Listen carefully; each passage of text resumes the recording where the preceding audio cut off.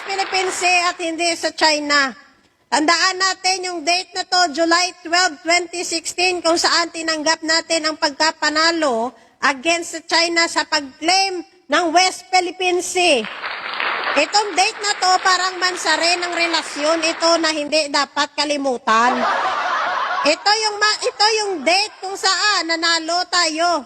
Pero parang itong mansare din ng mga exes nyo. Ng mga ex nyo na budol dahil dito sa year na to, si Duterte ang namuno. Binudol-budol ang Pilipino, tinatak sa isip ng Pilipino na ang West Philippine Sea ay hindi sa Pilipinas. Naalala nyo?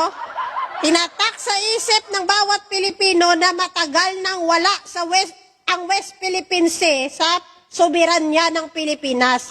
Yan po ang pinalabas ni Duterte nang siya ang nakaupo nung panahon na ito. Binudol po niya yung mga Pilipino kasi isa siya sa nangako na poprotektahan ang soberanya ng Pilipinas, lalong-lalo na ang West Philippine Sea. Alam nating lahat na nangako siya na siya ay mag-jet ski. Ito yung pinakamalaking budol ng administrasyong Duterte. Diba? Nangako siya mag-jet ski siya, itusok niya doon yung flag ng Pilipinas, pero kalauna, nung nanalo na, sabi niya, joke ko lang man to. Joke lang man to. Diba? Pero, bilang isang Pilipino, pasalamatan po natin ang mga presidente na lumaban, nilaban, at patuloy na nilalaban ang West Philippine Sea at soberanya ng Pilipinas, hindi kasama ang Duterte, siyempre.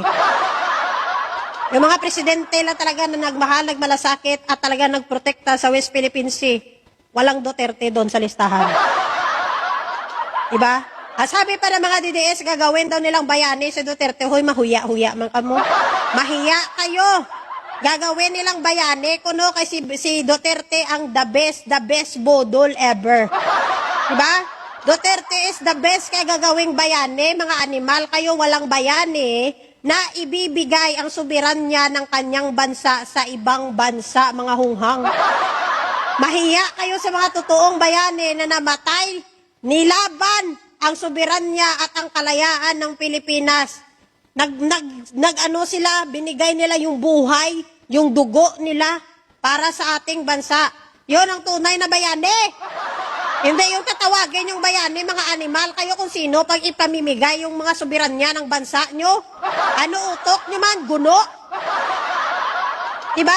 Saan ka ba nakakita bayani mo? Sasabihin nyo, gawin nyo na kaming China. Oy, bigay mo na yung West Philippine Sea kay ano lang man yan? Tubig lang yan. Maraming dagat ang Pilipinas, teka animal.